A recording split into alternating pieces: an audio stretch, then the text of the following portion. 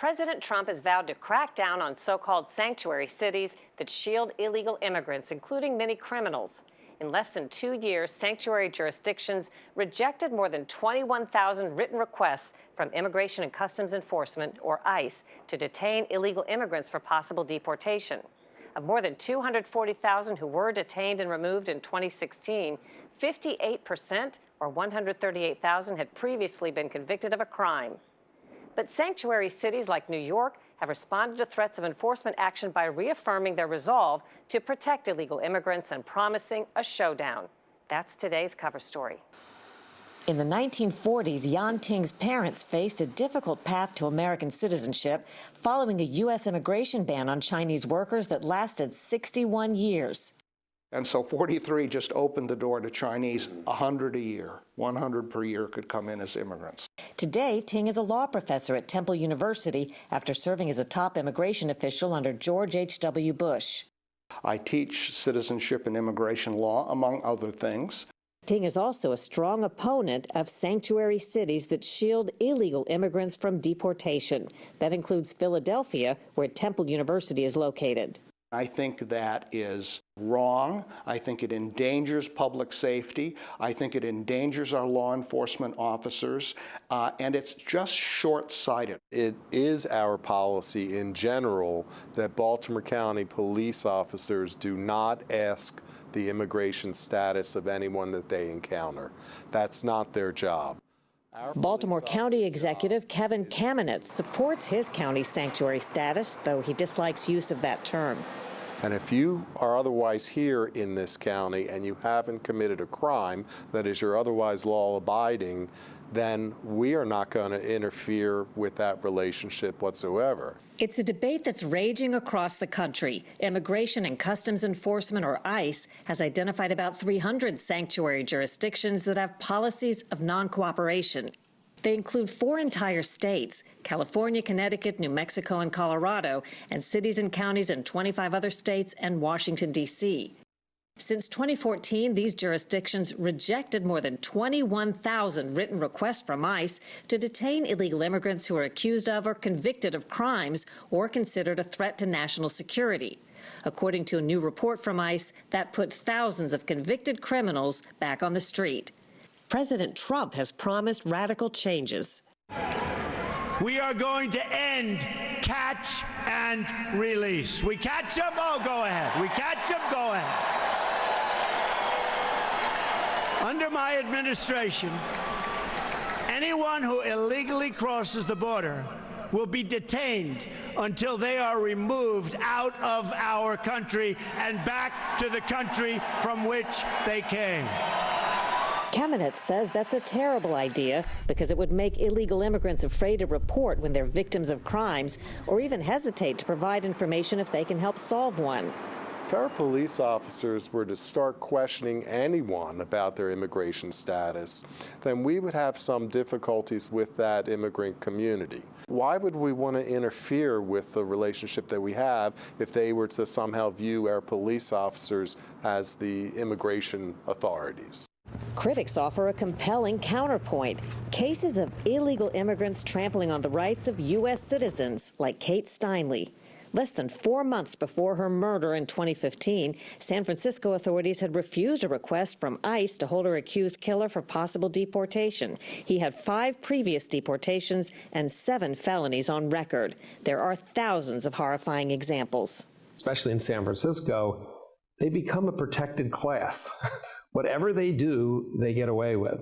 Don Rosenberg's son Drew was on his way home from law school in the sanctuary city of San Francisco when he was run over and killed by an illegal immigrant.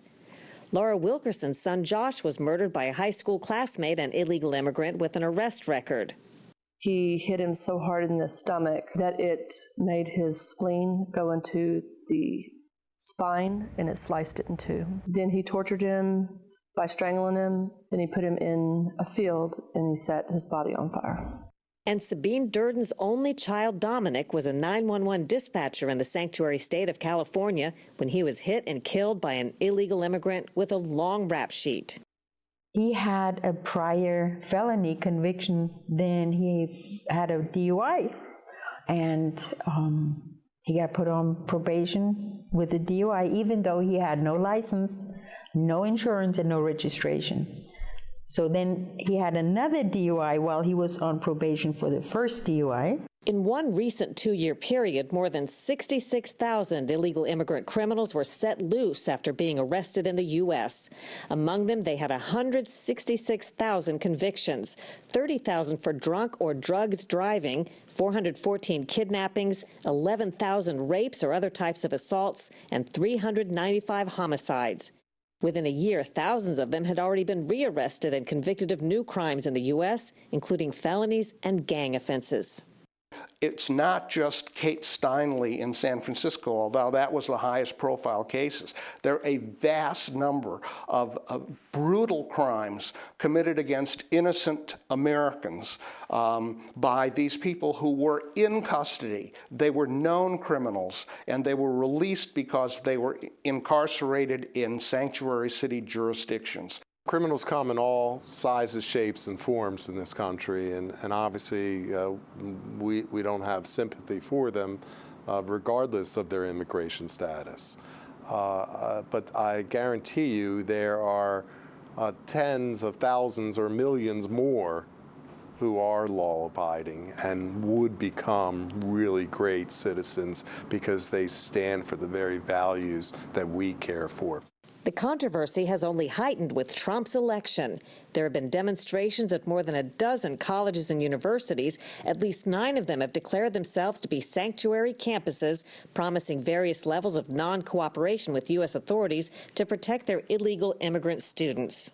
At Ting's Temple University, faculty and students have petitioned to become a sanctuary campus. The sanctuary cities policies are wrong in so many ways, whether they're from states and localities or from, universities. Even before Trump's election, the effort was underway to punish sanctuary cities. Congressman John Culberson, a lead Republican on the House Appropriations Committee, pressed Obama Attorney General Loretta Lynch to urge sanctuary jurisdictions to cooperate with immigration officials or risk losing federal funding. If you expect to receive federal money, comply with federal law. We feel that a way to deal with this issue immediately and directly is to have the policy change, as well as to have the review of the grant program.